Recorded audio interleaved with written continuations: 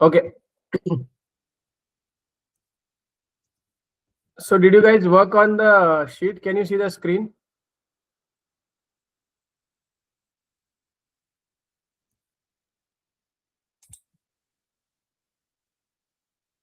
Hello. Am I audible to everyone? Yes. Yeah. So technically, I told you guys to start working on the sheet. I have one example on the screen where you can have different tabs. This is for SCS, but doesn't matter. This is just an example. You need to have one tab on summary, pre-scene summary. Then you can talk about financial analysis. Then we can talk about the risk what you're facing. Then stakeholders. For example, this is a summary. It is work in progress. Then we talk about the risk. These are the risk.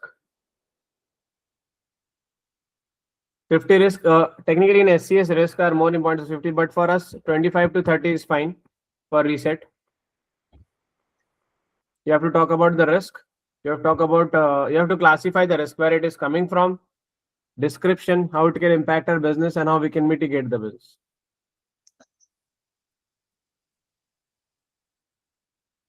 For example, here if you second one, business risk, change in customer preference over time. What if the customer preference changed?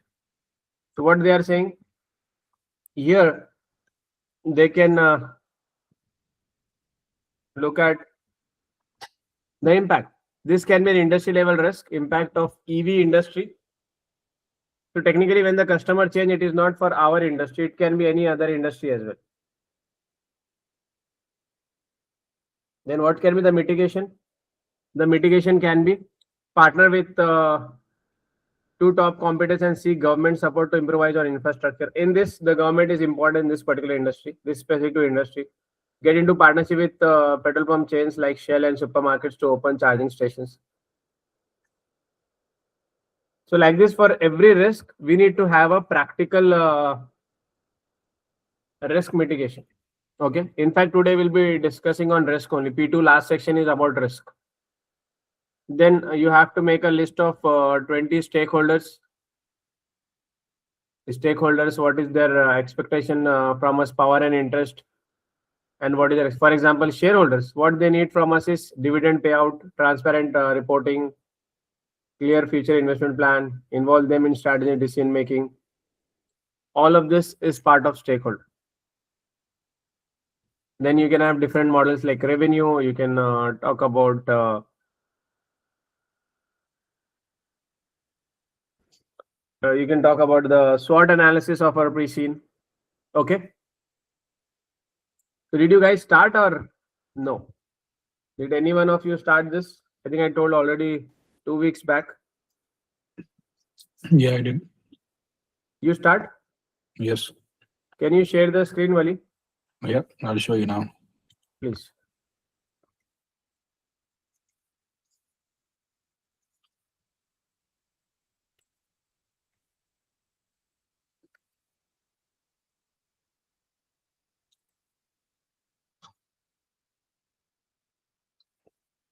Yeah, can you see it? Yes. Yeah, so I started, and then I filled like 2 tabs. I forgot to save. So it's just about This is the financials. 2 Okay. tabs, yeah, financial analysis, and then a bit of my about the industry and about the company. Okay. These are the finance. So financials, what we have added specifically. These are So just increase and decrease. Okay. it's the reset group and the fix up group, Okay. in which you can see it's all formula based. Actually, if you change the numbers, the increase or decrease will be changing. So it's all about change in revenue, change in cost of sales, profit for the year. What's the change of profit? What's the change in Ressett company from 2024 to 2025? What's the absolute change? What's the relative change? And yeah, just a bit of it. Yeah. So this is fine. This changes, but you need to write a description below, and that is for your own understanding. Yeah, sure, 100%. So Like the these are like description numbers. as in description as in there is no loan and non-current liabilities. That means the company hasn't taken any loan, and also the increase of PPE. That means company has used the retained earnings to buy or acquire the plant property equipment. There is no increase in the share capital and premium. That means company hasn't issued any rights issue or anything. Well, this is a non listed company, right? The Ressett is a Yes. non-listed company. Yeah. Yeah, so the retained earnings are being increased by the profit for the year. Yeah, things like that. Right. Because this is like the analysis. This is what you guys will refer on the day of exam, and whatever you are writing, it will be on the top of the head Okay. because it is all your personalized work, and you don't need to write what is maybe even if I am saying you should just write what you feel like correct. What is your approach? Because you have a lot of flexibility in the case study exam. Hello, Asma. Hello, Mr. Rizwan. How are you? Alhamdulillah, thank you very much. Will we be given the Excel as well, or only the that notebook only, notepad only? In the exam center, you'll have a notepad. You don't need Excel. There is no calculation. Okay, okay, that's fine. And I think the pre-scene summary also that was remain. Abhijit, did you start the analysis? Not yet, Misbah. I will start today or tomorrow. I have one question. In the Yeah. Excel, we have some examples and the figures. So, Mhm. do we need to show the figures as well in while we doing the case study or while we written the case study in the exam? I mean, it's not mandatory. If you feel like it's fine. Okay, because there are some year on year analysis, month on month analysis. So that's why I'm asking you. If a question comes, let's say a question is coming and you want to show that we are performing good, so you can talk about our revenue or profit. Okay. But if it is about negotiation, it is about your own employees, then you don't need to purposely bring in numbers.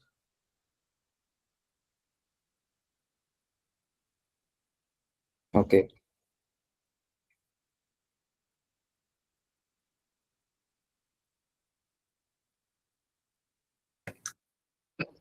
Sorry, Ms. Bell, I have a question. Yeah.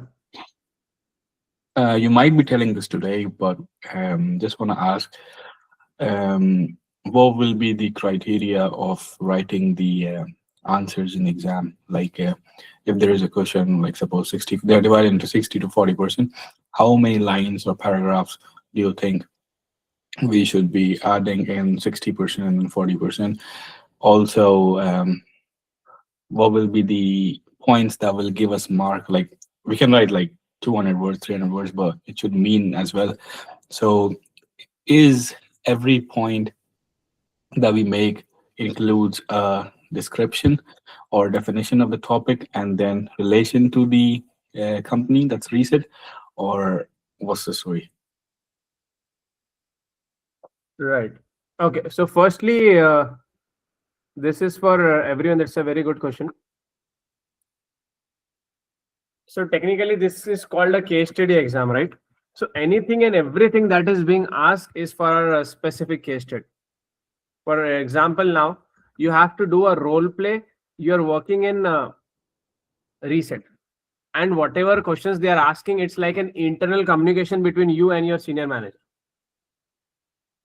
So that itself gives us the clarity that it's all about the pre-scene. It's all about the company. 100% of the facts, 100% of the scenario, you have to take it from there. You don't need to give anything that is generalized. You're getting the point. Therefore, we need to master the pre-scene. Pre-scene is everything. You're getting the point. So Yes, the we're first getting. is about that. Secondly, you are asking about the quantity. So usually, you must have seen the session answer. It's quite big. We don't need to write that big. What I believe is, let's say if it is a 40% question, then if you write 4 paragraphs, that is enough. And now how big that paragraph should be? A paragraph can be 4 to 5 sentences. I have made specific recordings on that. We are trying to do something in session. I'll share with you guys. Maybe after this call, you can go through it. It will give you an idea. And will there be, do we have to write as in paragraph? And can we like include headings or no? You have to include heading. I can just show you one mock and answer. Mhm. That will be better. Just give me one second.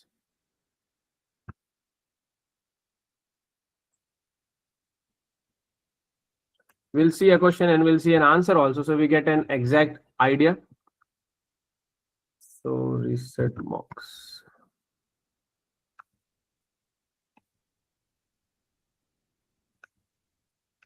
I have given you guys access to all these materials.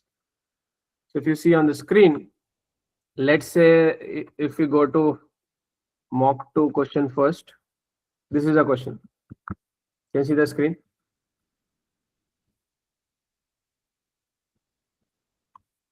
You'll get an idea here. This will be your exact screen. The color, font, and everything will be exact. Okay. Okay. And before the timing starts, there itself you'll get an idea how many subtasks is there. Usually it is 2, 60-40 or 50-50. And you'll have 4 screen. That is for 45 minutes. I have discussed this in exam format video also. Now, how much to write? Let's say the first question they are asking, discuss the challenges associated with predicting the cash flows from operating Electromart as 100% subsidiary in order to determine the NPV of this investment. So this is related to NPV, what we discussed in the last session. How much it is? 60%. 60%. And the next one is discuss the characteristics of debt that would affect its suitability as a means of financing. This is very easy question. Characteristics of debt finance, 40%. Now you have 45 minutes. So in 45 minutes, ideally you should write 10 paragraphs. And 10 paragraphs can roughly go around, I believe in one page we can write how many paragraphs? 4 paragraphs. It will go to 4 paragraphs, or maybe 5 sometimes we can write. So at least 2 pages you are writing, or maybe 2.5 pages. And each paragraph should be 4 to 5 sentences. And when you're writing, remember the question itself. You receive the following email. You as in, you are a finance manager in Ressett. From whom you are getting this email? From James Chan, Senior Finance Manager. Subject, investment in Electromart. So this is an internal communication. So we don't need to consider it is a generalized thing. This is only for one case, that is the Ressett case. I know this can be a confusion if you're writing the case study exam first time, but it is very specific to this. And for every question, they will give you a reference material as well. For example, here they have given you an idea why we are partnering with them.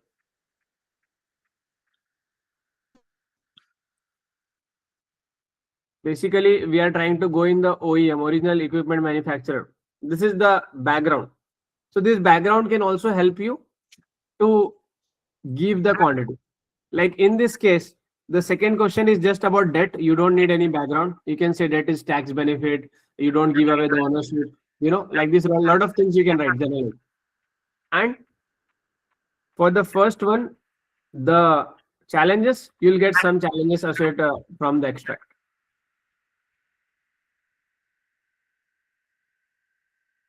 Does it make sense? Yes, it makes sense. Now we'll go to the answer. So these are the answers. The first question was about the challenge. So it's always good. I mean, it's not mandatory to come up with the headers, but I have attended a lot of sessions with CIMA. It's been so long doing with them.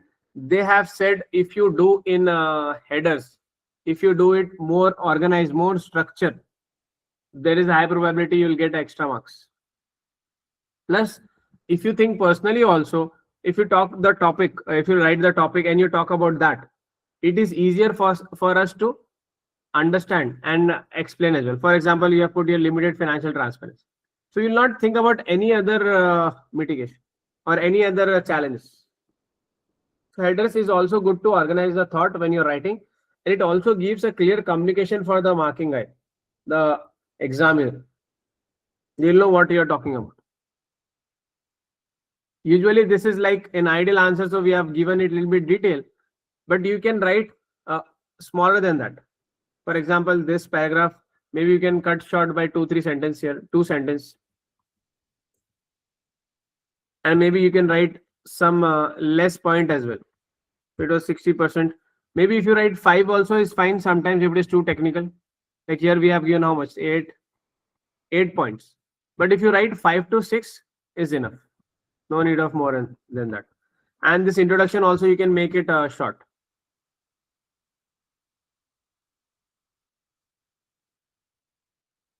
For example, if I read the introduction, as Ressett evaluates the potential acquisition of Electromart, a critical step in determining the NPV of investment. This requires forecasting future cash flows with high degree of accuracy. However, given Electromart's private ownership, operational uniqueness, and cross-border footprint, several challenges arise in establishing reliable projections. Understanding the complexity is essential to assess the financial viability and strategic fit of the acquisition. These are the points. The same thing you can write in a simple language. You can say, whenever we are going for any acquisition, we can see what benefits we are getting it. Therefore, we are doing NPV. However, we need to be careful with the challenges. And according to me, these are the top 5 challenges. Simple. Or even simple, you can just say these are the top 5 challenges I feel important for us. Simple as that. If you don't want to write all of this technical, write in a simple English. That's also fine. Instead of writing limited financial transparency, just write transparency. It's fine. And it's not mandatory to write again this 1, 2, 3 like that. And in the exam, you'll have access to make it bold, underline. You can also decide the size of fonts that is there. Any question? Now, if you go to the second task, subtask B is about the characteristics of debt. So fixed repayment obligation. This is very basic. I think anybody can write it. You don't need any knowledge. It's very basic. Fixed repayment obligation is there for debt. Interest rate exposure is there. So you can write different points. Let's say if the same thing I have to write now. So maybe my first point will be I'll get tax benefit first. What can be the other characteristics of debt? They're not asking here specifically advantage or disadvantage. Characteristics can include both. Right?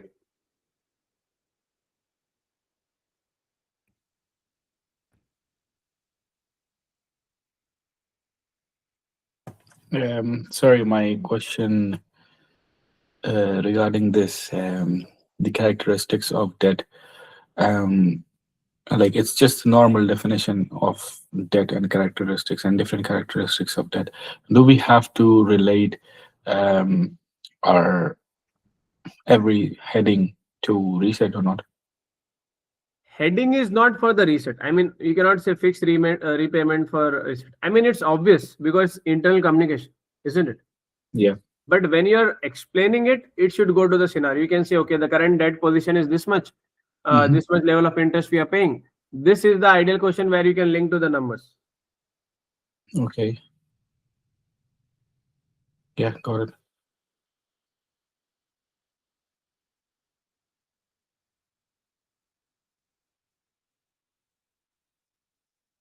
So if this is an generalized question, you can add anything you feel is important, but how you explain is important.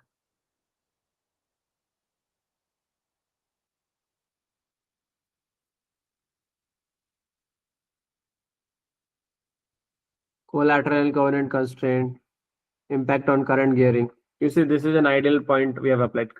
Ressett current gearing ratio is 29.5%. How we know this? Because we have done the financial analysis. Ressett current gearing ratio is 29.5%, indicates a moderate level of financial leverage While this leaves room for additional debt, further borrowing must be carefully calibrated to avoid breaching internal threshold or triggering lender concern. Maybe you can also bring in that we are unlisted company. The primary source for us is debt, but that doesn't mean we keep on taking debt. What will happen after 50%? 50% is considered like a, you know, a eventual point. After that, the company goes into a very risky situation. A rise in gearing could affect rate ratings, increase cost of capital, and reduce headroom for future strategic investment. Elevated leverage may also reduce investors' confidence, especially if Electromart's cash flow remain volatile or integration timeline extend. Then towards the end, you can just say regards, finance manager, or you can just write a line to let me know if you need more support. Regards, FM. So you have to close the email.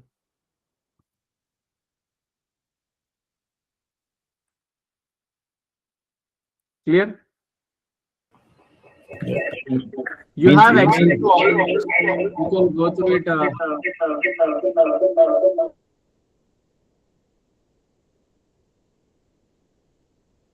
Wali and everyone. Is it okay? Yes. All right. Thank you.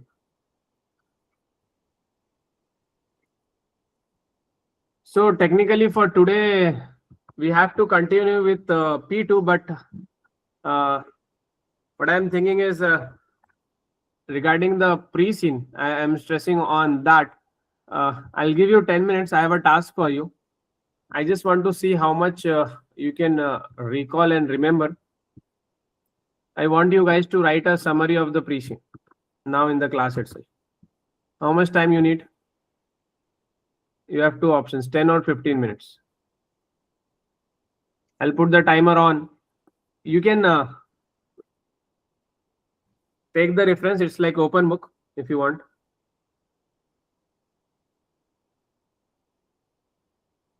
$10 is enough or you need 15 minutes? 20 minutes. Sorry? Sorry, can you repeat the question? What do we need to do, please? Amir, you need to write the summary of Ressett. What we are doing, what is our business model, maybe a little bit of financials, little bit of risk. Maybe in 2 pages, like 10 paragraphs, 8 to 10 paragraphs. Okay, thank you.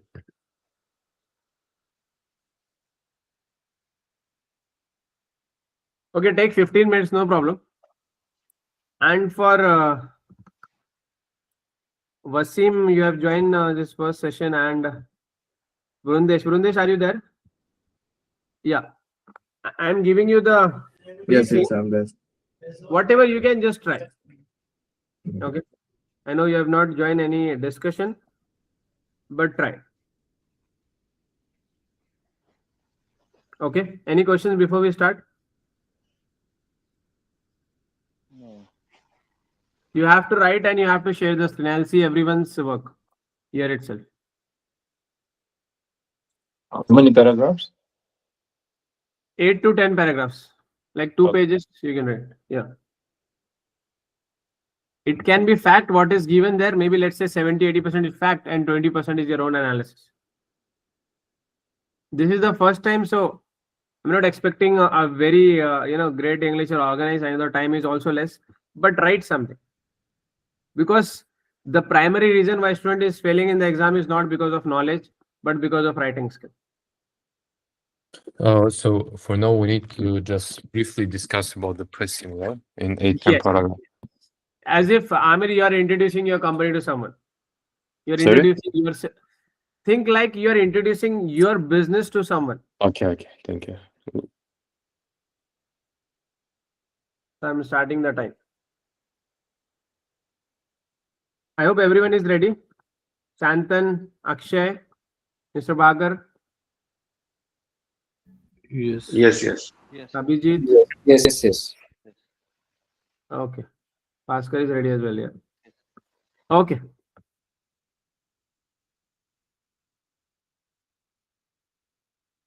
Minutes. Started.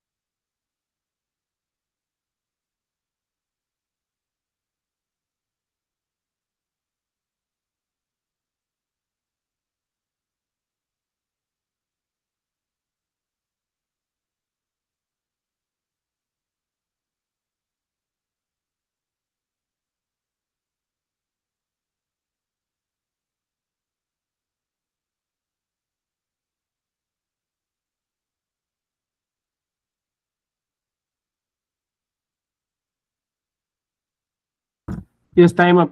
15 minutes up.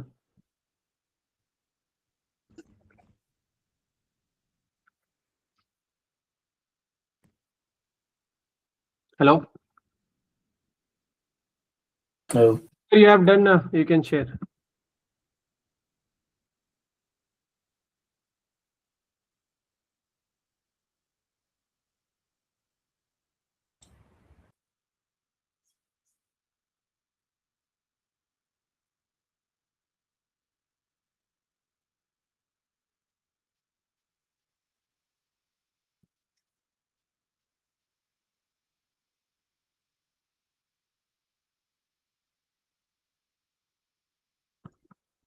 Hello, Amir. You have sent me on WhatsApp. Can you share the screen? Amir? Yeah, sure. 1 second. Yeah, we'll quickly go through that. Why we are sharing? Because we can learn from each other's style also. You know what is good and what needs improvement, like that.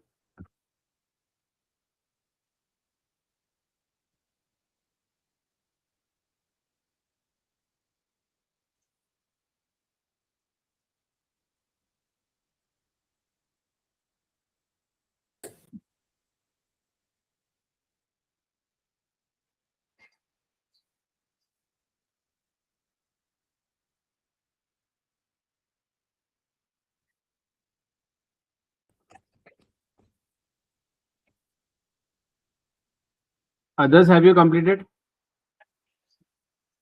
yeah, kind of. Kind of. Okay. Let me stop sharing. Yes, Amir. I can see Yeah, your screen if you just open that file. yeah, sure. So can I see it? Yes, I can see. Yeah, good. Yeah, read what you have written. Oh, do I need to read? Have you read what you have written? Yeah. Do I need to read it? Yes. Okay, so as a Ressett company, we help individuals, public companies, and different sectors to buy IT equipment or services at low cost by buying new and reselling or redoing personal computers at prices that are lower than the cost of redoing personal computers or reselling at prices higher than retails and rivals. We founded our company back in 1986. We evolved with the market, expanding into personal computers and peripherals in 1990, specializing fully in 1995, and then transitioning away from physical shops as online and mail order become dominant, as in like monopoly. A unique part of our company is transparency. We use only the new part of the computer, and also we have uh, refurbished grades so customers can choose the right balance between price and cosmetic condition. What is this new part of the computer means what? I mean, like like the details, um, like like the all computers, we have like the keyboards or like the monitor, and this is like the parts. I mean, like I think this one is not right, like not new We are not part. using new part. So you can just remove the word new. Oh, Rest all is fine. okay. Yeah. Quality control is crucial for us. We do not advertise it as a marketing. Our inventory teams inspect packaging, power test devices, verify condition against listings, and refurbish when needed. So items are accurately checked before launching them. We also take data security and licensing seriously. For refurbished machines, our technicians remove prior user data and delete software other than the operating system. Customers can buy online or speak to a human. Our call center advisors support purchasing decisions, help corporate buyers with bulk orders, and handle post-sale questions ranging from deliveries to technical setup. Very Finally, good. Paragraph is good. Yeah. finally, we operate in a market where scale and trust matter. Lamland is served by only two major resellers, Ressett and FixUp, which makes disciplined sourcing, robust checks, and reliable services essential to maintaining customer confidence. That's it. Yeah, I'm sorry. I mean, my brain is quite slow because it's too late So, for me you for know, now. it's good. We just need a little more detail. Should Yeah, have yeah. 2 pages. This is 1 page, but it's fine. You have written on your own. I think you didn't get time to refer the pre-scene now. It's fine. Good job. Okay, next. Thank you.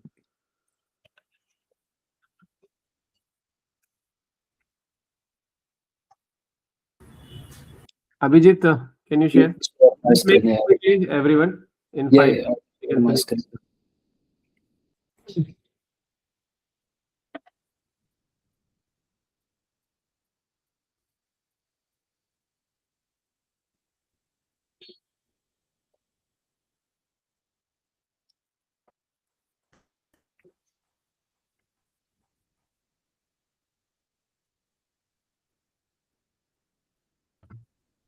Is it visible? Yes, it's sharing. Okay. Okay, so I'm finance manager in Ressett. Ressett was founded in 1986 as a reseller of home electronics like TVs and audio systems. We expanded product range to include PCs and peripherals. Ressett has specialized exclusively in the sale of PCs, peripherals, and consumables. Instead of Uh, there writing the reset every time, you can say we, because you are also part of reset. You are not a Okay. third person. You can mention reset, but sometime you can also mention we, I, what we do. So we have around 350 staffs and operates our business globally. So we have Did they purchased. mention we operate globally?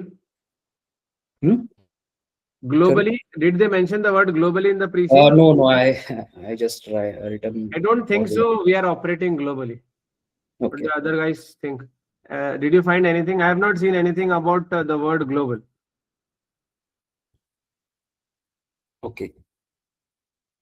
I mean, No. maybe or maybe not. There is nothing it says we are operating internationally. I mean, No international. It is, but in Just- Lamland, they are the leader, market leader. yes, we are limited Yes. to one country. Okay.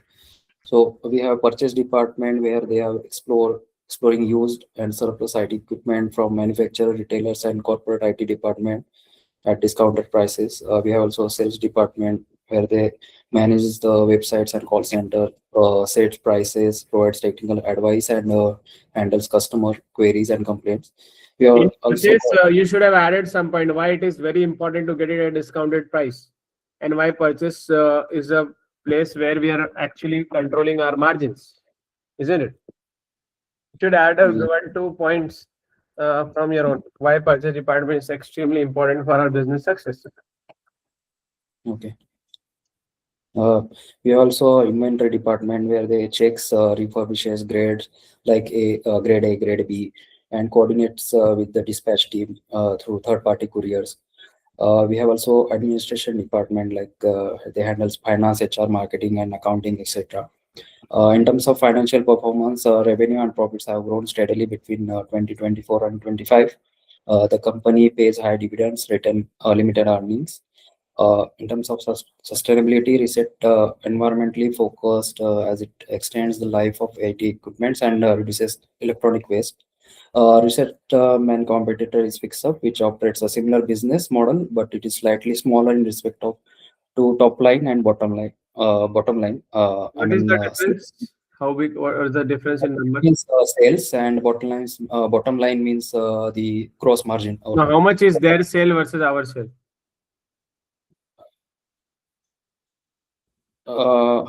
Okay, I should mention in the below I'm that. just asking you. Do you remember how much is the difference? I think If you don't, it's we are, fine. we are much better. We are much better in terms of top line. but I didn't remember. It's fine, no problem. We also customer support and Ressett offers strong services to our customers after sales. Also, customer receives clear guidance through FAQs and technical assistance. We are offering some bundling offers to the customers like PCs with some peripherals, free 6 months warranty, etc. Uh, we have some premium customers, so we need to also fix up our prices. We should not go with the dynamic pricing where we may face the customer trust. As per IFRS 15, we should recognize our revenue for the Ressett's top line results. We have multiple delivery partners, and sometimes we may face some challenges with delivery fail, etc. So we have some KPIs like IRR, NPV. Where we can improve up to 15% every year. So yeah, that's it. I don't have enough time to write So and give you. technically, when we say 45 minutes, we have two questions, and let's say both are 50-50. So how much time you will get is just 15 minutes for one. 15, 15, 30, and remaining 15 minutes will go in reading the question, reviewing your answer. So time is a very, very big challenge. So you need to have a very good typing speed, plus you should decide very fast. I know when you're writing this, you might have got some double thoughts. Okay, whether I should write or ignore this point. So you Yeah. need to be very, very clear. You don't have to be double-minded. If you feel like something can be omitted or something need to be written, so right, there is no negative mark. But Mhm. don't waste time on overthink. Okay. Now, if you have to write the same thing and by spending 60 minutes, it will be, a very big, like it's 205 words, right? So it might be 500, 600, but you don't have time in exam. You have to be very, very quick. That's what I want you guys to experience. Okay, next. Yeah, I can go. Yes, please. You can stop sharing, Abhijit and Malik. Yes, yes. Thank you. It's not much, just because I didn't have the speed to type and the mind to think. By this time, you should have mastered all of you, the pre-scene. I mean, it's okay, but I was expecting a little bit better. Honestly, are you guys reading it daily? I told you to read the pre-scene daily. Ideally, twice you can read. Because once we are starting, it might take 30 minutes, but after a while, after you have read for 10 times, maybe you can finish the entire piece in 15 minutes. So you can read the first thing in the morning and the last thing in the evening. So it will be in your head. Okay. Wally, go ahead. Yeah, so we are Lamlandian based reseller of PCs, peripherals, and consumables. We buy in bulks and aim to provide electronics like PCs and laptops at cheaper rates than what is available in the market. We were founded in 1986 as a seller of home electronics, including televisions. In 1990, we added PCs and peripherals and got specialized in it by 1995. We stopped selling everything else other than PCs, laptops, tablets, consumables, and peripherals. Initially, we operated from a shop in North City and expanded by opening several shops across Lamland. We started online sales in late 1990s, which led to closing all shops and developing our business as an e-commerce by 2010. Okay. It's fine. But Yeah. same thing, you can write maybe in less word. One more skill we need here is to write. For example, it's not always required to mention the years. If you can Yes. remember, Yeah. it's fine. Sometimes it can be difficult to know almost 1986, 1995. Mhm. And in the intro itself, you can say it's an e-commerce business. Then Okay. secondly, we don't need to repeat this word tablets, consumable, preferable, peripherals every time. That will also save some time. Time. Okay. You need to write in such a way that in small words, we are giving more information. Okay. Yeah, continue. We bulk buy from manufacturers, retailers, and commercial and non-commercial organizations and sell those products at cheaper prices. We do not buy single items and are only interested in bulk buying with a minimum of 50 units. Is it Yes. mentioned 50 Yeah. unit, I think they mentioned when we are posting on the website. It's not about buy. Can you double check?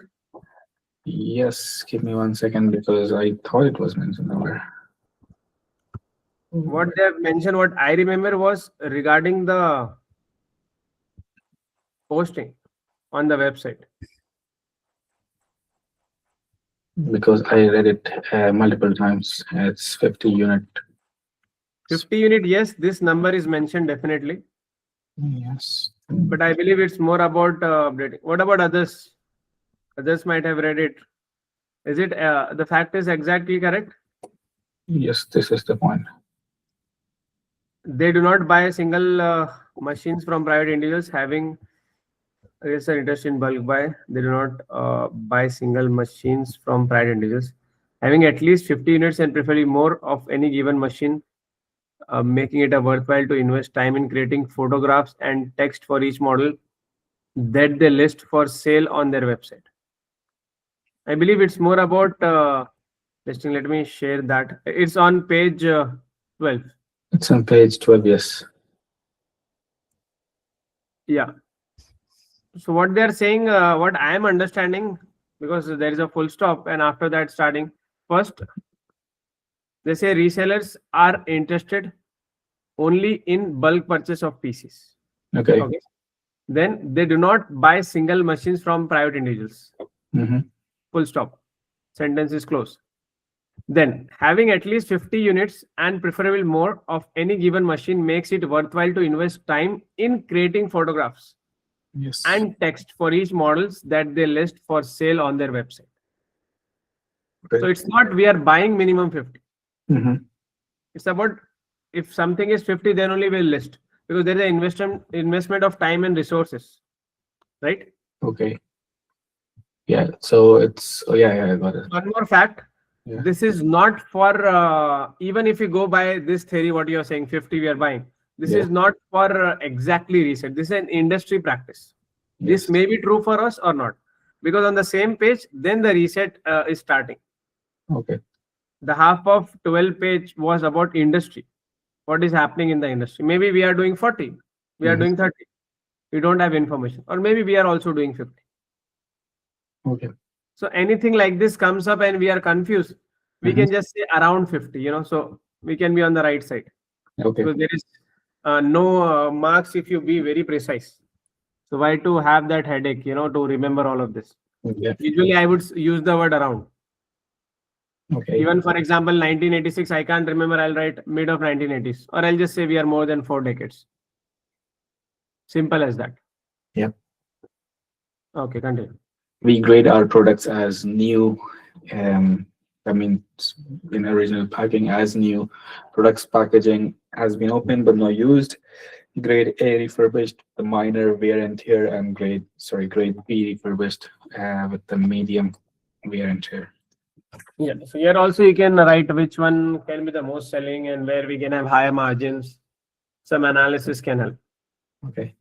Maybe we can improvise later. Yeah. We are a non-listed company operating only in Lamland. FixUp is our only competitor. Ressett employs over It's 350 not staff. major competitor. It's not only competitor. It's a major competitor. There are so many people doing that at a smaller level. In Okay, fact, but India also do that. I have read in the preset that Lamland cannot Accommodate any more competition. accommodate more than two. Yeah, accommodate two So they are referring to a major competition. We have a lot of smaller. In fact, people are doing this on WhatsApp. They are doing it on Facebook, isn't it? Yeah. So just to be factually correct, try avoiding the words which is like exact. Give some generalized. It's easy for us. It's a major competition. Ressett employees, Ressett employees, major company. Ressett employs over 350 staff split between departments, buying, sales, inventory, and administration. I didn't have time to write the description of that. We have specialized support that provides assistance post-sale up to 3 initial months. as we know, data can be recovered after deletion. We in Ressett make sure to factory reset the device before it gets ready for sales. And I was going to write, we delete all the softwares previously installed, but the operating system is still intact. That's all.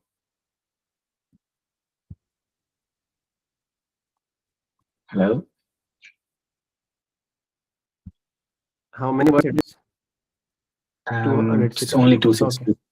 Yeah, 260.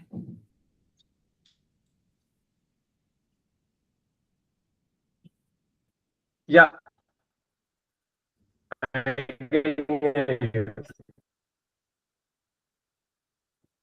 For example, information. Sorry, we can't hear you. If you I think only start, your you voice is can cracking. Sorry. say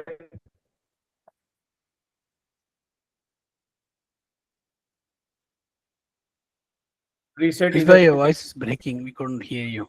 e-commerce. Yes, you are not audible. Once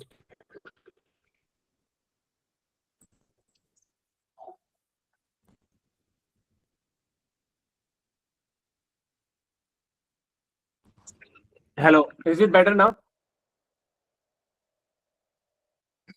Yes, Yeah, sir. it's Hello? better. It's better. Yes. Yes. Am I audible now? Yes, Mr. Okay, thank you. What I was saying is, Wali, in the intro, you should have said it's a e-commerce. We have 350 employees. So in one paragraph itself, we should have given information that was given in different paragraphs. So Okay. that would have saved you at least 50 to 60 words. And there we would have created more value for the reader. Mhm. Because if we are, I mean, this was summary is fine, but when you're writing an answer, as we saw the mock in the start, Yes. we cannot expect to get marks just for repeating the information from the previous. Let's say Yeah. we are talking about we have 350 staff. Okay, so why? How? You know, that we need to Yeah. connect. We need to very fast. And another thing we need to remember where students do mistake is they think, okay, I'll repeat something from the pre-scene, something from the E2, P2, F2, I'll get marks. No, because it is an internal communication. The other person also understand that we have 350 people. We are Yes. a major company in Lamland, right? Mhm. Why you are saying that? Why you are bringing that fact? That is important. Okay. But good attempt. You can Mhm. improvise it more. The Sure. same analysis you can improvise and put into your Excel sheet. Mhm. Yeah, next. Mr. Bagar, can you share the screen? You have sent me on WhatsApp. No, I didn't send actually. I was typing. It's very, very less Or it's actually. I Bhaskar, can sorry. share. Bhaskar has shared. Yeah, can you share the screen? You're asking Bhaskar or me? You can share Mr.? first, then Bhaskar can share. Mine is very, very halfway through. I actually got. I think I'm It's doing fine, over. it's fine. Whatever, everyone is halfway through. We all are here to Mhm. learn. It's fine. Mhm. Even if you have done one paragraph, it's fine. We have to attempt. I've seen most of the students, they don't even go for the exam. I know some people from 5-6 years, they have not attempted the exam because of the fear of failure. And Okay. they might have failed in the first time, second time they would have passed. But some people are so scared, they are not ready to write also. In life, definitely we can see the setbacks, but that doesn't mean we don't keep on trying. Failure You're is a able to part see my screen? of the journey, you know. Sorry?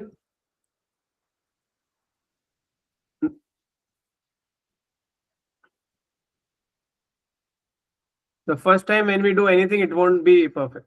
Okay. Yes, can you read? Oh, see, I totally around 182 words. I It's started. fine, it's fine. It's fine. What you So write, I- yeah. I'll tell you what. See how I initially I thought I have to explain what I am going to do in as a finance manager in Ressett. So that's why the whole answer itself got actually totally misguided. I wrote, I Prabhakar is the finance manager of Ressett. Our company is based out of Lamland. Our business currency is Lamland dollar. Ressett basically deals with buying and selling of computers and related products. They are into the business for 40 years and they are market leaders in the business. My role as a finance manager is to provide various business insights and help the company meet their revenue and business targets. Then I have to evaluate opportunities to add value. I went on explaining the role, Misbah. That's Yeah. it's implement senior management decisions, measure performance, manage internal and external stakeholders. I will have to identify proactively potential failure at various stages and suggest measures to resolve. Then the product failure, what are the reasons, and suggest measures to resolve the same. So that's how it is. It's more of it's totally Yeah, I mean, I- it's fine because this is also part of pre-scene. First thing is we should know our role is fine. But maybe because of time you didn't go and explain the pre-scene, the business model. see here I think one more point is once we stopped reading the pre-scene, when we went through the pre-scene, then we got into it. I didn't go through it, so I'll have to revisit my pre-scene or do it regularly. Something I have to say. So I totally actually lost. I totally was confused actually in terms of whether should I write as a roles. What will I do during reset? Is that what is somebody you're asking? I don't know. I got confused. I Sorry. mean, it's a good start. What you would have done in first paragraph, you should have introduced yourself. What is your role? Then you just say our business reset do this and that. Okay. Yeah, as a start, it was good your role, but also we need to know the business. No problem. You can just continue it later on. Okay. I'll continue. 182 words only. Say, looks like say at least in 15 minutes, I will have to type close to around 250 words. Then only I can meet up the speed or the answers, Mr. I would Yeah. say at least 300. 250 is also 10. there. More than 300. Yeah. Oh. And typing is not a problem. Main thing is thinking and deciding. We are not deciding. We are confused. If we are very Right. clear in our mind, we can go faster. Agreed. See, For in this example, case, if you would have read this pre-scene by now, at least 40-50 times. You would have written at least 3 times the quantity. I mean, saying to everyone. But you guys have read it, but not mastered it. We don't need to read. We need to master the pre-scene. Should know every word. You should even know what font they have written, which line, which paragraph, which thing they have mentioned. Like this level of obsession you should have with your company.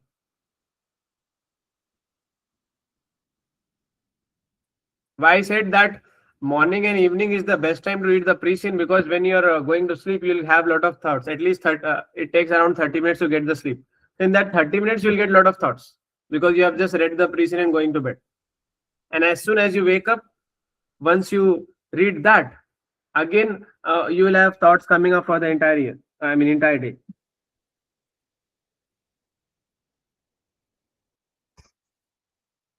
Okay. So make a promise to yourself that you will read daily. Whatever we are reading, P2, we are reading F2, E2, you have to link to it. Yeah. Next. Because in exam, it's not an ideal time to think. Within 5 minutes, you should start writing. Not more than that. Okay, Right. I'll say not good as because I was not able to write and I was thinking more.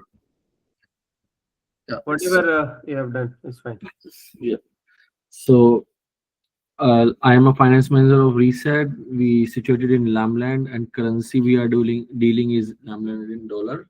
Our business is in sales of refurbished PC, laptop, peripheral, etc. And Ressett do business with retail customer and corporate customer as well. Our customer are of different age group from 16 to 75 year, depending on its our sales product could be vary. Ressett is in the business since 1986, but we got specialized in PC and laptops in 1995, and we closed our stores in 2010. But at the same time, we built the experience centers, and we buy PC and laptop from our supplier in bulk, which give us buy in a less price and sell it in a higher price to get better profit from it. We are currently 350 employees, and they are working in a different department like buying, selling, administrative, and inventories. I wanted to explain these, but I don't have time. I felt let's move forward. Okay. However, our logistic department is still outsourced. Ressett grade the product in grade A and grade B refurbished goods, which help customer to determine the product quality and its wear or tear. We can take bulk sale from corporates in which we have a completely different pricing or contract because of its sales volume. And later on, then I try to explain bit of the financial. And for this, I check the financial Yeah, from you now can on. check. That's not a problem. Ressett performing well in and its financial is reflecting the same on our revenue from 2024 to 25. It increased 6.1%, and our profit after tax increased by 19.6%, 60%. And we have one competitor known as Fixer, but we are in a better shape as compared to them. So I can say we are the market leader in resale and resell PC and laptops. Then I was thinking to explain bit Ressett business model, defining values, like how can we define the value for the whom we are buying and to whom we are selling, and creating a value for customer, delivering value, and capturing the residual value. So I wanted to explain bit of it, but yeah, I don't have time. So, but later maybe if I'll do it again and again, definitely I can write 300 word. I feel that in More 15 than, minutes. but it's really good, and especially this defining and creating value is very important for the Yeah. business model. Nice. But it's not explained, so it's useless. No, it's fine. I mean, the way you explain, I really like it. You made it concise, and there was no repetition of information. Okay, It's really good. thank you. Thank you. It's just about quantity, and it will come with practice. We don't need to feel sad. Okay, you know. I No, have I'm not. seen at least At least I can 50% write. improvement. I'll tell you honestly, when students write the first time and when they go for the, nearing the exam, now you have written, let's say, 260. So you can Mhm. get at least 400 words with the practice in this Okay. 45. Honestly, I'm saying 50% of improvement I have seen, or we can say Okay. maybe 100%, whatever we have now, and another factor. Okay. But it require regular practice. Whatever you are doing, Mhm. in P2 we discuss pricing. If you understood, Mhm. just write one page on pricing. Maybe you don't need to share with me. It's fine. Keep it with yourself. But write it. Unless you practice writing, and trust me, what best I can do is just explain and we can discuss. But if you're not practicing typing, it's very difficult. The result can be negative. On the other hand, if you practice, even in certain models, we are not clear, but you are good in writing, you can easily get something to pass. We need only 52% to pass. But Yeah. most of the students are not writing. If you ask them, like, verbally, they can explain. Yeah. Sure, Mr. Yes, thanks. Yes, Bhaskar, please read. Yes, actually, Misbah, I have tried, uh, but I am not I have not given the introduction of the reset business. I have just write down the how the business is run. Reset. So if you Okay, want, it's fine. uh, It's fine. Yeah, read. yeah. See, hi, I'm a finance manager in resell computer and laptop business. This business is very challenging in the current in the current competitive market. So basically, I have given the ideas of how the business is going to be run and what Yeah. precautions and challenges need to be faced. So technically, you About have given your analysis rather than just taking from the pre-scene. I was yes, looking for mix pre-scene plus analysis, but it's fine. Continue. so some points I have mentioned that what we will face the challenges for running this kind of business. The first Yeah. point is challenges and competition. Our business is basically resale business, buying a laptop from a wholesaler or retailer, modifying and selling to the end customer. So selling used laptop or computer means we must have to remember the customer needs, mainly the price, after sales service, some of the features of the laptop or PC we have to upgrade. Same features and technology will get in the new laptop and computer as well. Then the second part I mentioned marketing strategy and pricing. We don't have to forget we are introducing the market with the used product. So we should have to design our company website is very attractive and easy to understand the retail and customer as well. We have keep attractive price structure. Then third point I have mentioned financial challenges. Our company financial position should have very healthy. Like consider the market innovative ideas and challenges. We should have also to adapt and implement like a warehouse design, website design should have to be market standard. Then Fine. fourth point, I have mentioned the market-based pricing strategy. Our product pricing strategy should have premium level according to our market, according to our product. Also be attractive and upgrading technology. Our product price should have to be discounted with the with market scheming. Would be helpful for the boosting our sales target. The last one I have mentioned, in this competitive world, we should have to be introduce the business with many ideas with the activity based costing, like a facility sustaining activity, product sustaining activity, batch related activity, and unit level activity. These kind of activity provides a more accurate product line costing. So those activity provide reliable and indication for long-term variable product costing, which impact your decision making at a strategic level. So I've tried to explain like now how the business is run and what challenges will come. Nice. Basically, I It's good only. Maybe what you can do is add one paragraph about our business model. yeah, actually, Then you can talk about this. So it will be good. Otherwise, it's fine. And why I'm sure. asking you guys to read is when you read, you yourself understand what are the mistakes, how it can be improved. So therefore, in exam also in the last 5 minutes, the screen will give you notification last 5 minutes left. So that time we should stop writing and read our answers what we have written. Many times the question is something and the answer is going totally in different direction. So that's the time if there is editing is required, then spelling mistakes are there, whatever. We need to quickly review task A and task B, or we can say subtask A and subtask B in the last 5 minutes. Okay. Oh, Good job. No problem. Oh, we'll go next. Mr. Rizwan, Santhan. Yeah, so actually, I have got something, but I'll be honest. Actually, I could not go through the pre-scene so far, but I've got the summary from the AI, and I have gone through the summary now. So I understood very well the pre-scene what it is, but not definitely in the detail. But it has given me very good understanding of this. Have you So, written anything? no, I can show you. This is what I'm saying. So it is from the AI only. But It's I have, fine. Otherwise, you write later and share on the group or share with me sure, personally. I'll give it to you. I'll show it to you. If you want to see this, I can go through this now. Okay, you can show. Yeah, sure. I will do that. Okay. So you can see my screen, right? Yes. Okay. Ressett is a long-established PC seller based in Lamland, operating under IFRS, and You have written this or is 100% AI? it is 100% so far.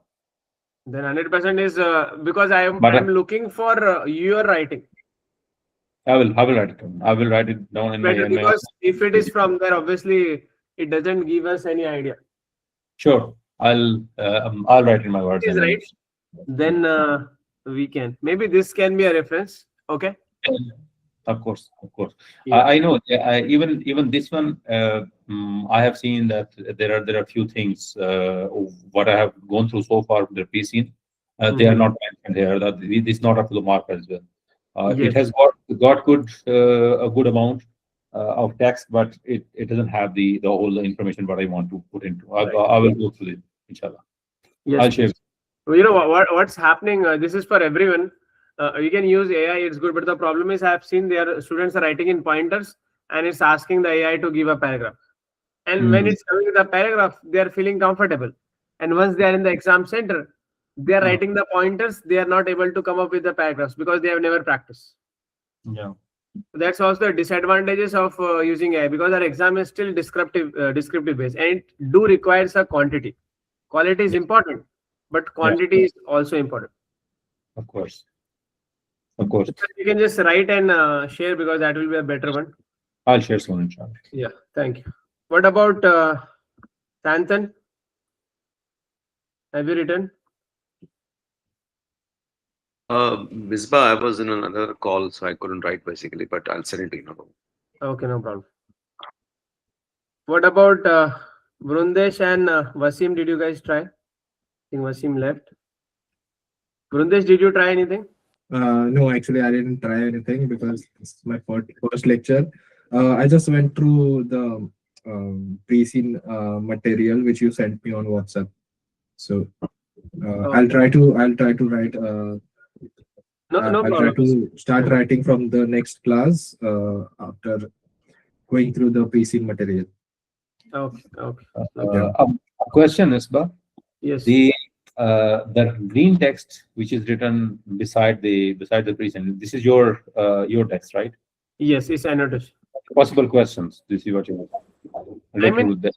I would say important topics rather than possible question. Okay. Okay. Fine. Yeah. Got it. Thank you. So we have to do P2, but we'll take a 5-minute break, 5 to 10-minute break. Then we'll continue with the P2. And maybe we might have to extend today's session by 15-20 minutes. So be ready for it. Okay. Sure, Misbah. Thank you. So how many minutes? Sorry, 10 minutes. 10 minutes. Yeah. 8 Okay. to 10. Thank you. Yeah.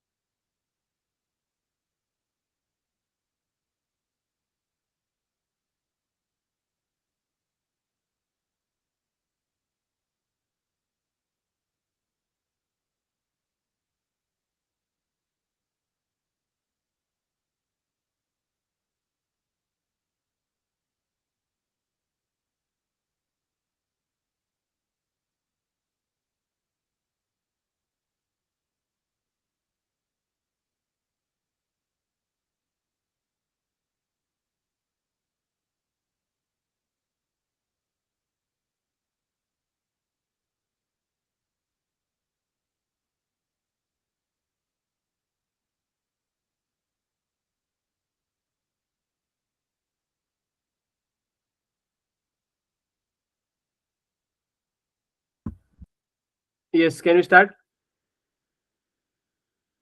Yes, yes. What about others? Yes, Misbah. Yes, Misbah. Okay, thank you. You start. Yeah. So in the last section, we did about performance evaluation. We saw benchmarking, balance scorecard, and everything. Continuing, we have next section about transfer pricing and risk remaining in P2. So transfer pricing, you must have heard this term so many times. Basically, it is internal price set for goods or services that is exchanging between the divisions in the same company. Why you want to have the price for that? Because the one departments should not compromise for the benefit of other departments. So technically, it can help to motivate the employees. It can also help to allocate profits. It can also help us determine each unit's profitability. It can encourage efficiency, and ultimately, it can help for tax. How it can help for taxes? Companies usually show higher taxation where the higher profits where the tax are lower, and lower profits where the tax are higher, or in fact, no profits where the taxes are. Like we have Amazon as one of the case examples. So many companies in the US, they have not paid tax there, but they have paid in other tax havens. Like they have paid in Ireland, they have paid in some companies even did in Panama, and we have Bermuda like this. But the challenge lies in balancing divisional profitability with organizational efficiency, avoiding dysfunctional behavior, and complying with external tax service. So technically, it's more about a management accounting practice. What is significant here? The transfer is treated as an internal sale and internal purchase within the organizations.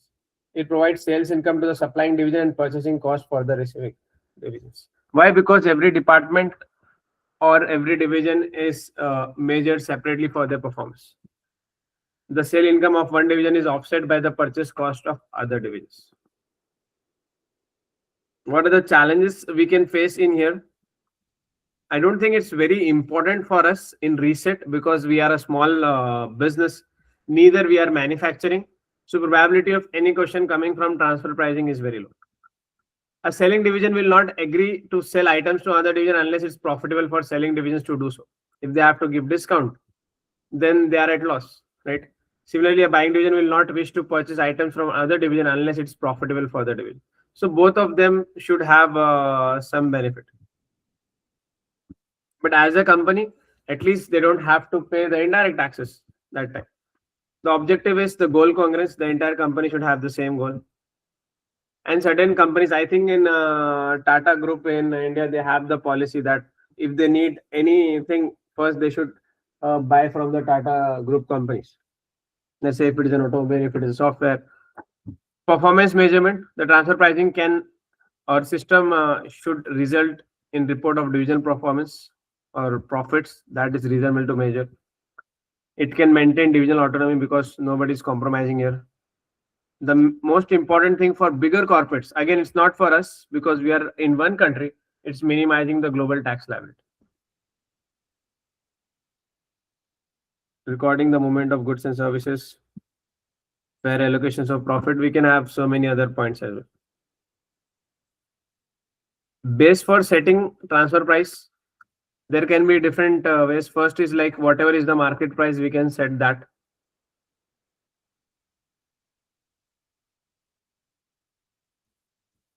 Then cost-based transfer price, how much it is costing for that department.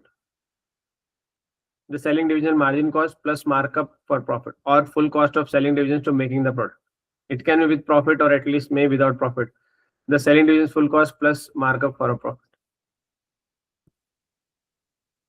Cost-based can be the second option. Like we have an example here. It can be cost plus margin or it can be full cost plus markup.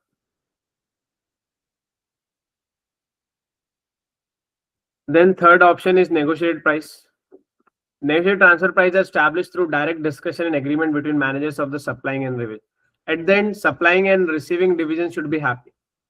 Otherwise, if it is creating conflict, then it's not worth it. The primary aim for this is to have the goal congruence. The entire organization is working towards the same goal without compromising each division. We have an example also here. Let's say seller floor price is 40 and buyer selling price 80. So maybe we are agreeing something in between. Let's say $60 we have agreed. The maximum the buyer can pay 80 and the seller is for 40, and they have negotiated and they have come down to 60. That's the transfer price. We can have calculations also, but it's not part of this. Yeah, sorry. One question. Like in this transfer pricing, we are selling our own good to our own business, or we are using like it's in a big corporate. So you said like TCS buy their products from their own company. Yeah, let's say TCS need a car, so they'll take from Tata Motors. Okay, okay. So And it's Tata not. Motors I need don't a think so. software. For reset, it is somewhere anywhere we doing in. Yeah, I don't think it's relevant to us. Okay, okay, but I can relate now. Thank you. It is in the same company. So what is happening, if you see, we don't have to pay GST or VAT, because if you're buying from outside, that tax is there. Plus, Yeah. we don't have to do this transaction, because transaction cost can also come up. The only thing is, good is moving internally, but we are putting a price to that. So two department or two business sectors, they don't compromise on their goals, because year end when we'll do the review, how many sales they have done, what was their efficiency, effectiveness, they should not compromise. That's the only aim. And the other aim is about the tax for bigger companies, like Amazon is a prime example. Google also does that. A lot of companies are saving their tax through transfer pricing, but transfer pricing is leading to reputational risk, and tax authorities doesn't like it, because they are not paying taxes local. Yeah, in most of the companies. Yes. Transfer pricing in general rules of decision making is that all goods and service should be transferred at opportunity cost for performance evaluation. The aim is to set a transfer price that will give a fair measure.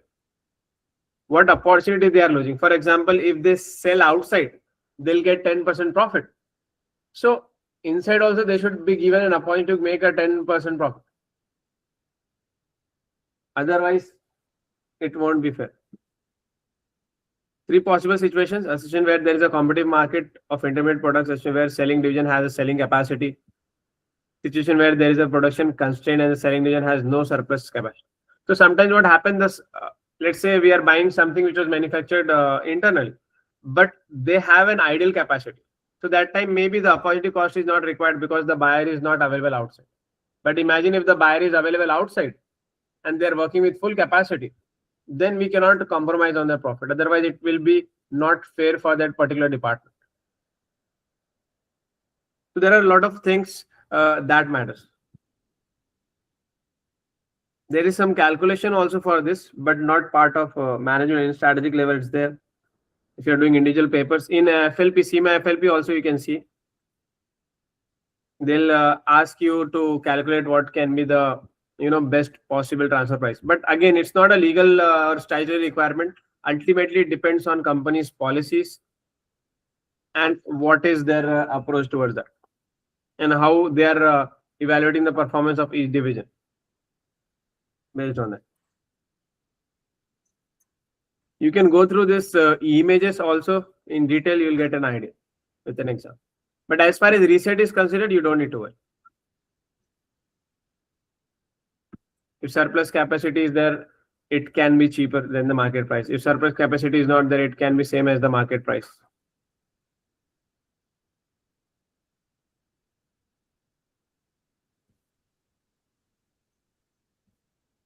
This is about the tax liability. A multinational company will seek to minimize group's total tax liability, reduce profitability of its subsidiaries in high tax countries. For example, in UK, US, they want to pay low taxes. Where they'll pay in Switzerland, Ireland, like tax havens.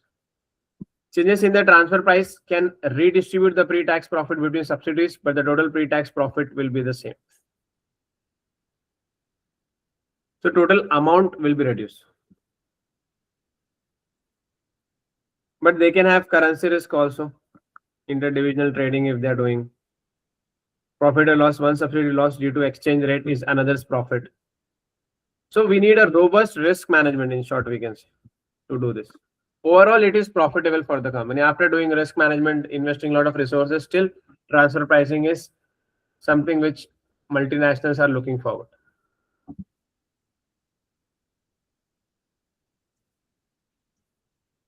Okay, so this much is enough for us. We don't need to go in detail.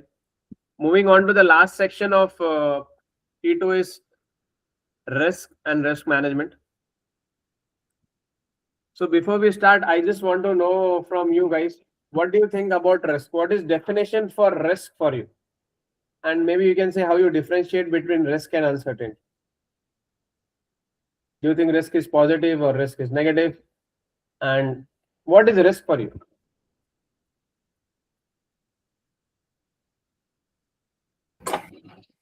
Risk is, I can say, can be connected to the standard deviation from the mean. Like, what are we expecting and how much above or below can we go? How much above and below? Okay. Is it positive or negative? It can be both. Having both. Okay. Makes sense.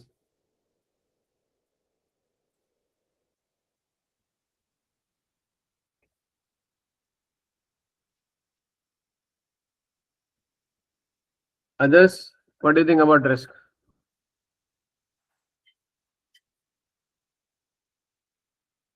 Risk is a barrier to what we want to achieve. If something is going to stop us from doing or achieve what we want to do the way we want to do things, then that particular stoppage or that hindrance is a risk. It's a challenge. That's how it is. So You're saying it's a barrier. it's a barrier, yes. Okay. If there is no risk, we can achieve, you're trying to say. See, any process or any particular activity, you will encounter barriers, you will have to do it. So how we manage is something that is different. So that's how it is. So technically you're saying risk is something negative. Barrier is a negative word. Yes. To a large extent in business, risk is more negative. But can we do business without taking risk? No, we can't do. So Impossible, right? impossible, yes. Okay. Anybody else wants to add? Not specific, but yeah, risk is possibility or probability of negative outcome, loss in terms of business. But yeah, risk give us an opportunity to earn better profit or better outcome if we take a higher risk, and it's depend on your capacity of taking risk of the business and what kind of business we are dealing right now. So it's kind of risk give us opportunity as well, I feel. Right. Good point. So technically what happens, or we can say normally what happens is when we hear the word risk, we are thinking about something negative. But in reality, risk is neither negative, neither positive. Risk is neutral. Because as we just discussed, risk can be a barrier. But if you see on the other way around, if you want to be successful at a personal level or at our business, we have to just take higher risk. So we can also say risk is an opportunity, isn't it? So risk is neither positive, neither negative. It's just neutral. Now, how we use it or in what context we are looking at, it can be a positive or negative. And now when you talk about uncertainty and risk, we didn't answer that, but uncertainty is something where we don't have that deviation. We don't have some reference point. We don't have a data or information. When COVID came in 2019, the start, it was an uncertain situation. But still some people are getting COVID. It's a risk situation now. Why? Because we have got enough information. We have got medicine. We have got some information to understand. So that is about risk. As a business, we should avoid uncertain situation. But we have to accept the risk. Without risk, we cannot run the business. As an individual also, we have to avoid uncertain situation, but we have to accept the risk. Maybe a smaller risk or higher risk, depending on the individual.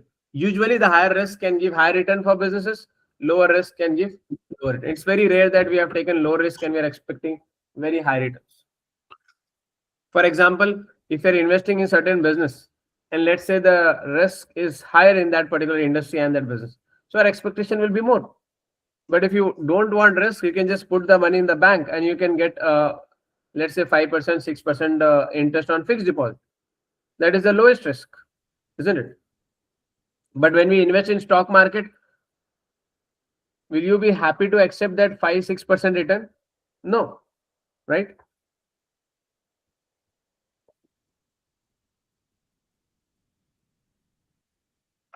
So treatment of uncertainty and risk in decision making is about equipping managers with techniques to evaluate outcomes when future events are unpredictable or imperfectly known. Anything with the future is obviously never known or never perfectly known. But when you talk about risk, when you talk about all these models, we are trying to predict something. Sometimes it may be 50% true, sometimes 60%, sometimes more, or sometimes 100% wrong. While uncertainties arise when such probabilities are not available. For example, somebody going and setting up a, let's say Ressett want to go into a new market and we are thinking to go in Ukraine. So Ukraine situation is uncertain. We don't know what will happen tomorrow. But from Lamland, if they want to go to UK, if they want to go to Dubai, we can say, okay, what are the risks available of doing business there? Because we have probabilities.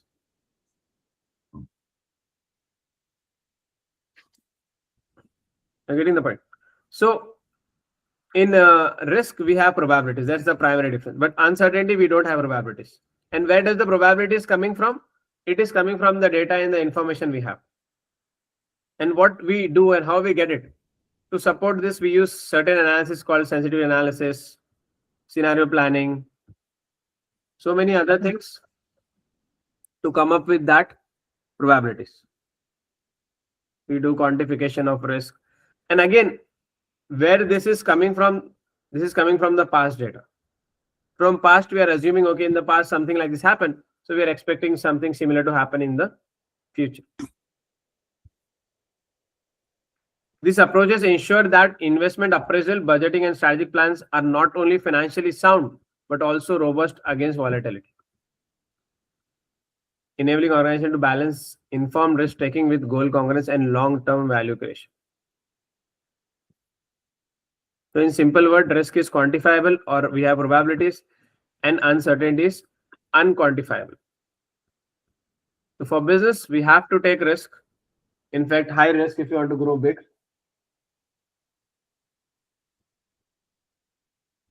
And we have to avoid uncertain situation. However, we can argue in risk also, it's not like we have 100% probabilities available. Maybe there is some small amount of uncertainty in risk also.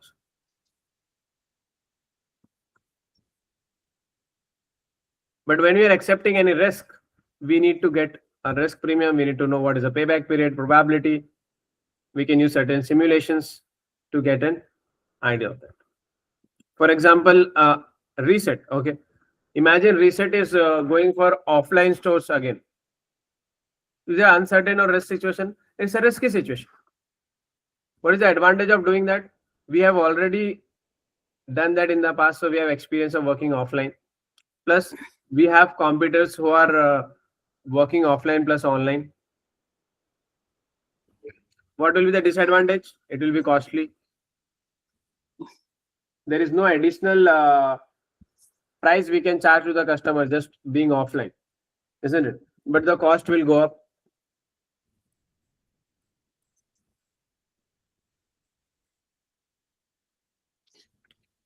We can use certain analysis also.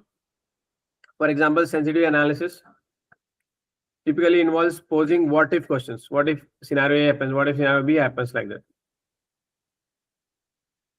Example, what could happen if the demand fell by 10%? How would the result be affected? Variable cost 5%. In our case, let's say the demand of used electronics reduced by 10%. Or the cost of our wholesale what we are buying in bulk, it goes up. So we'll get some rough idea. And based on that, we can plan. What we can plan? We can mitigate. How we can mitigate? Maybe we can launch new products, like we discussed, other electronics. Or maybe we can go into the new market.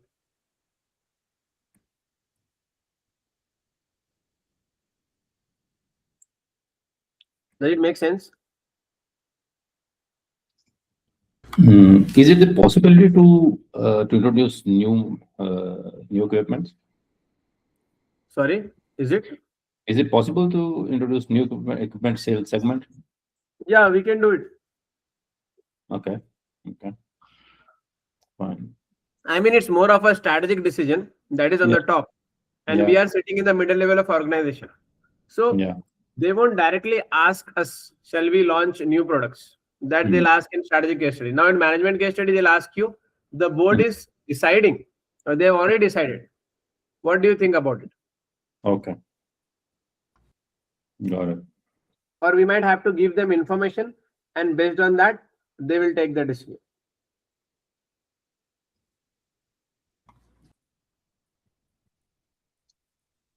Got it. Then we have another probabilities and expected values. Do you need to know these formulas? No, it's not required for the case studies. But maybe if certain question comes up, you can say we have some theoretical models. Based on that, we can start the analysis, and then we can apply that to the real world and take a more informed decision.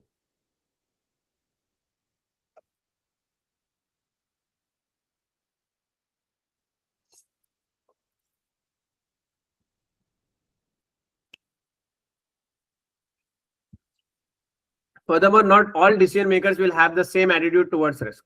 Not everybody has the same, even as an individual, or usually we can understand it better with the individual. Why? Because at the end, our organization is also run by the CEO as an individual only, right? So risk neutral decision makers consider all possible outcomes and will select the strategy that maximize the expected value or benefit. Then risk seekers, they want to go out of the box. They will do more. They're ready to lose, but they want a higher return. Risk cover doesn't mean that they're not taking any risk. They'll take the minimum risk, but they want more certainty.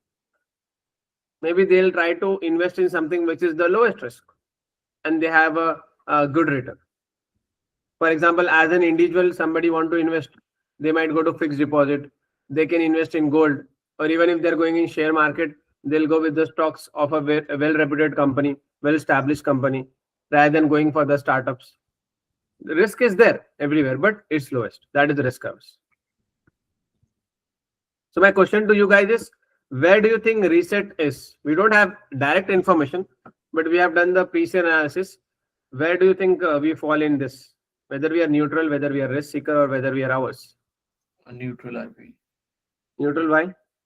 Because we are in a business, similar kind of business from 1995, and we are not even going in a different kind of domain of selling of new products. So I cannot see anything huge change in last 10-15 years. So I feel that we are on a neutral side.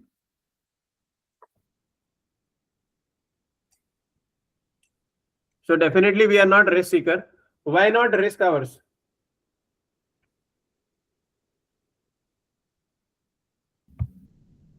For risk averse, like we are doing a business, definitely there would be some risk. If we are risk averse or our people are in risk averse, they will not make any changes in the business, or I'll say they can stop doing the business, just take the money and do the FD and all. So I'm not sure it's No, risk I mean averse. risk averse. Just to clarify, risk averse also means we are taking risk. We are doing business, but Okay. let's say instead of investing in R&D, we're waiting for somebody to launch a product. We'll do reverse engineering and launch ours, copy paste, rather than investing in R&D, because many times R&D is a failure. Yeah. Right? We don't want to bring in anything new in the market. Whatever is new, we'll just copy that and bring something similar.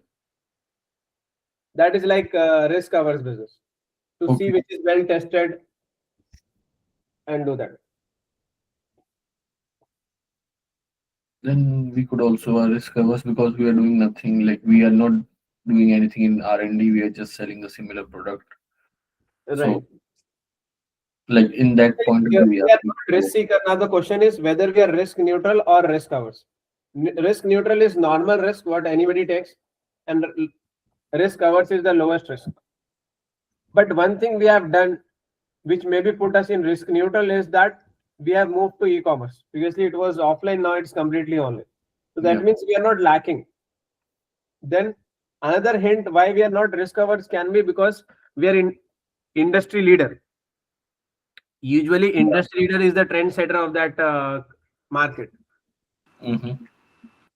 Yeah, And that's not I possible think without we fall in the category of risk averse because we have taken certain risk, right? Because the online, going from the normal store business to shifting to online, that itself was a big risk. Basically, it could have fallen flat also.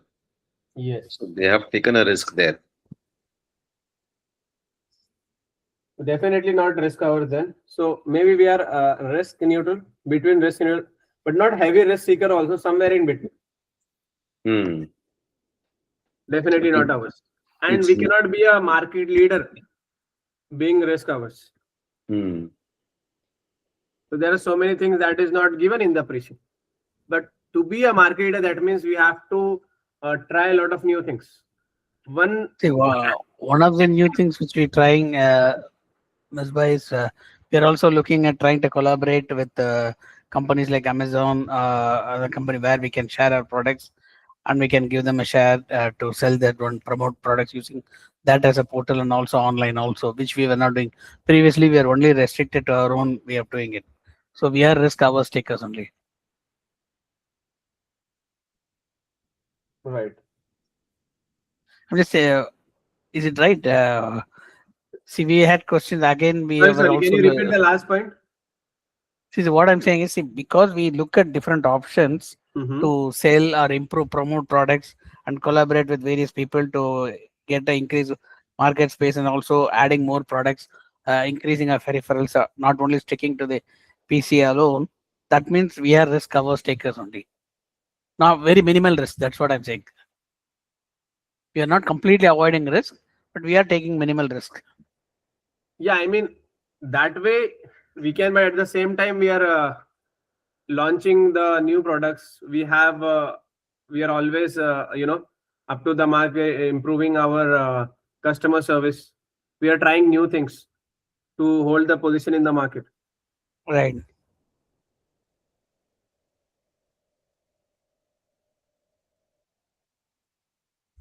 So should we call as a risk neutral or then risk covers? Because We can be it's very between risk relative neutral terms, to right? risk seeker. Sorry. Between risk neutral to risk seeker. Definitely not risk averse. Okay.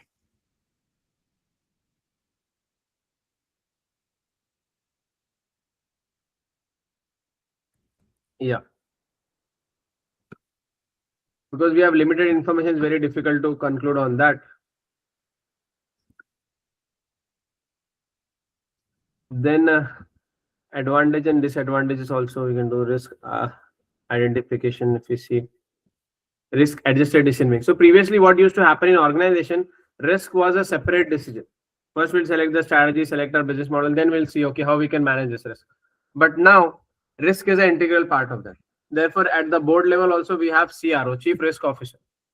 Then we have risk committees. So we are not looking at risk in isolation, but risk is integrated part. Before selecting anything, we are like, okay, what's the risk? Then weakness can be sometimes it can be misleading because the information we have and most of the data and probabilities what we are talking about, it is coming from the past. And past and future cannot be same, right? How much same or how much similar, that can be a question, but definitely not the same.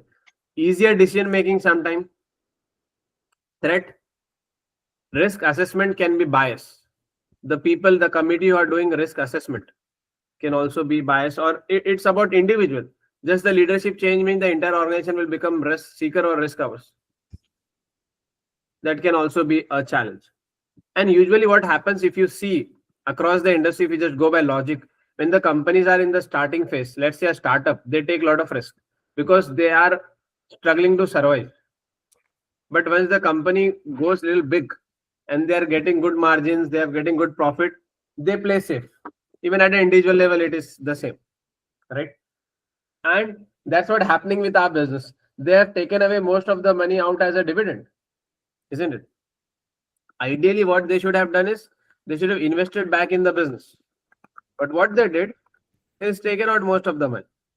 For example, this year our profit was how much? 23.8 million, around that. And out of that 23.8, they have taken out 22.9. This is what I was saying, Miss Ba, like we are kind of not taking a risk.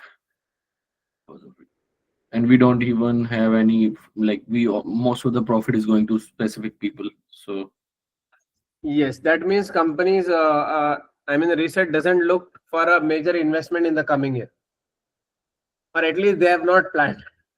How can you take out all the money? Almost 90% you have taken out.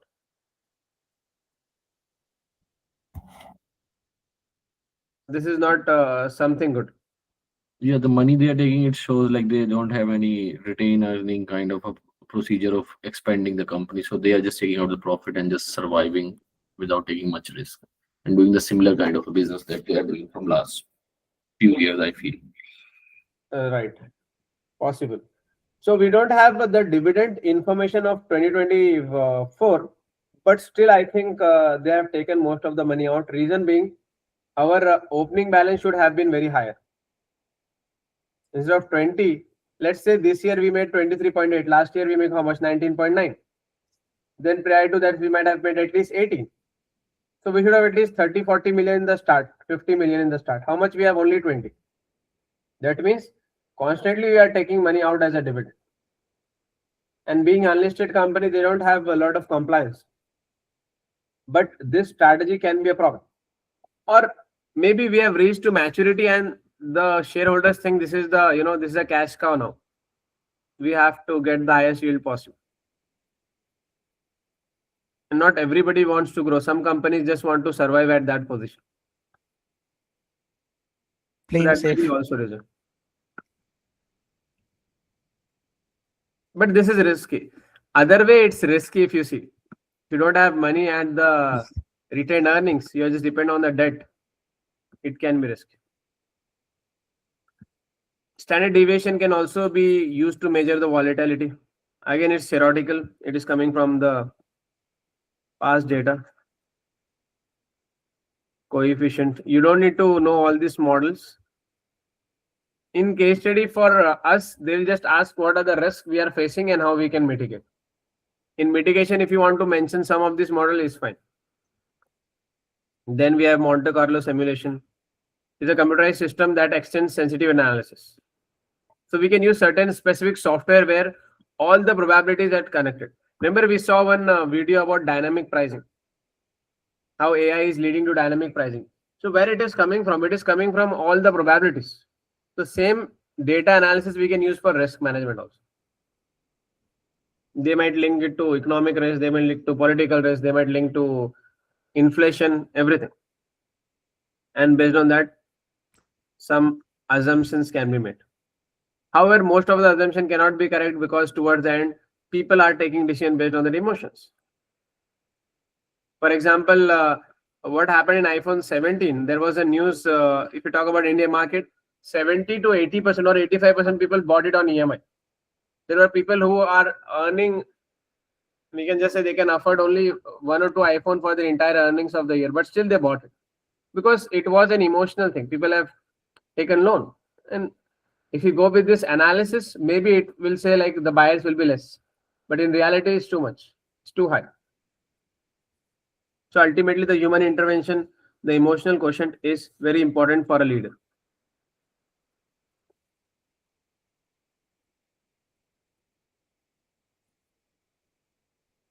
But it's good to have a starting point.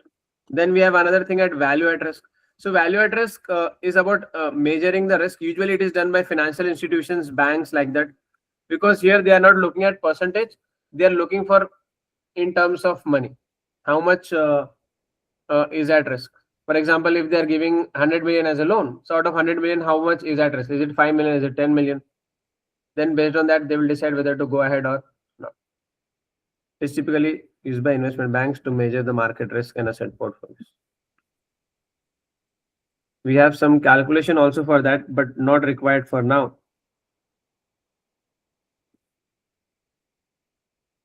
Payoff tables and decision criteria. This is also based on probability. Maximax, maximin, minimax, regret. Then we can have the max to max profit maximum, where we can have minimum payoff achievables. So technically, if you see in simple words, we are trying to use every model and get more and more information to have a better decision making, more informed decision making. Prepare ourselves for the worst case scenario. Maybe this can never happen, but we need to be ready for it. Because let's say company is operating successfully in last 4 decades, let's say 40 years, and currently just because of one issue, the entire business can collapse. Why? Because we don't have a robust engineering. There is one famous example. There was one UK-based bank, and it was almost 35-year-old. Just because of one employee's mistake, he just put some extra zeros while they're investing. They're into these future contracts and all. And there was no proper hedging. The entire bank collapsed. I think it was Baring Bank. Have you heard of it?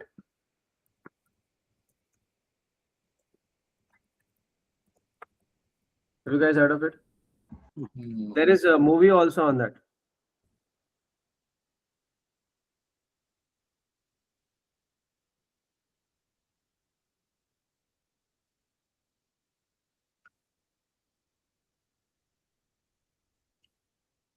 I'll show you one second.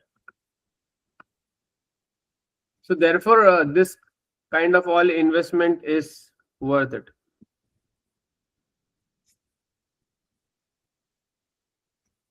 Baring Bank collapse in 1995 was caused by a rogue trader, Nick Lesson's massive unauthorized speculation trades in future contracts, leading to over 800 million pounds in losses, bankrupting Britain's oldest merchant bank. It's not 130, it's 230, sorry, 232 years. Just one person mistake and 232-year-old bank is gone.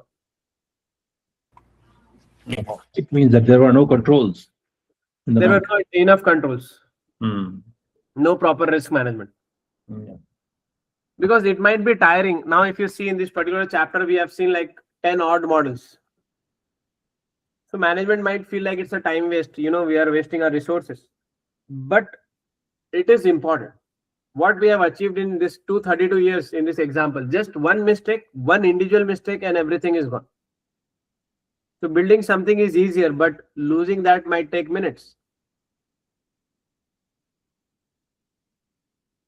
If you see Lee's ability to hide losses through an error account and lack of oversight by management who didn't understand derivatives seal the bank's fate, resulting in its rapid downfall and significant regulatory changes in financial industry. There is a movie also on this. So this is one of the rarest scenario that can happen, or the worst case scenario that can happen.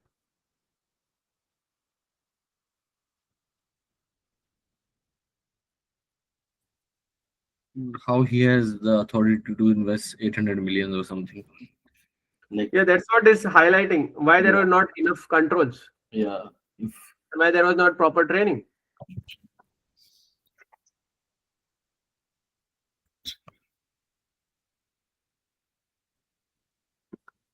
Therefore, all these models can make sense.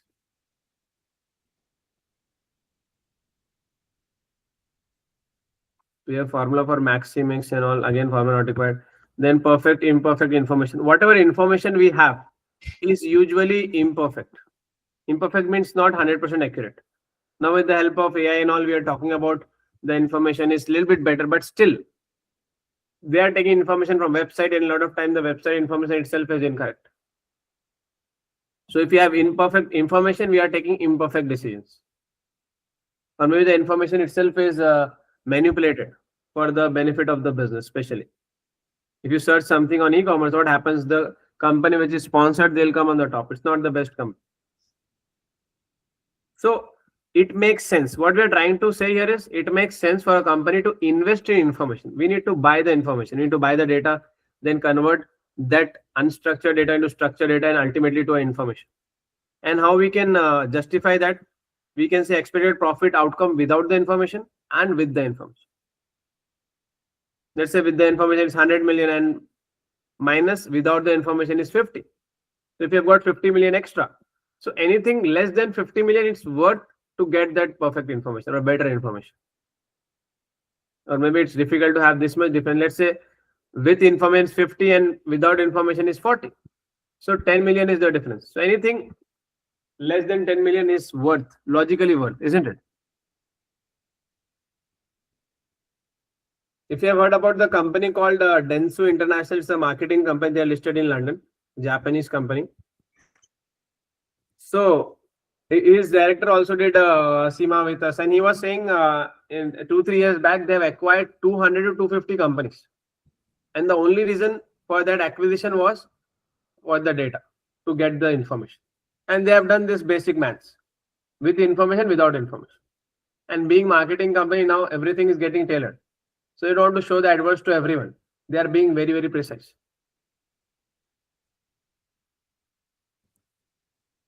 Right? Then decision trees and multi-state decision making can also help. It's all connecting the dots. Conditional probabilities.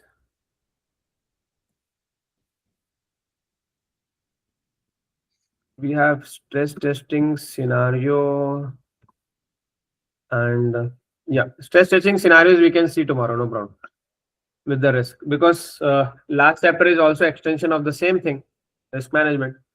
So we'll see these two models tomorrow and we'll do the risk. Okay. Okay. Please go through it once before the session. If possible, you can come up with at least 20 risks by tomorrow for reset. It won't take more than 30 minutes, 20 to 30 risks. 10 to 15 we have discussed in the class itself. Then you can add some more.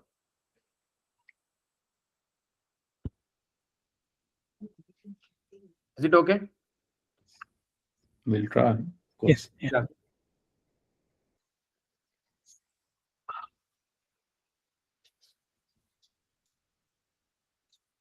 All right. So tomorrow we'll connect the same time. And another thing is, please continue that summary.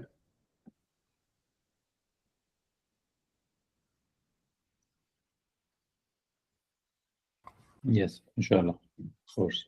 Okay. Okay. Thank you. Okay. Please write it again. Okay. Inshallah.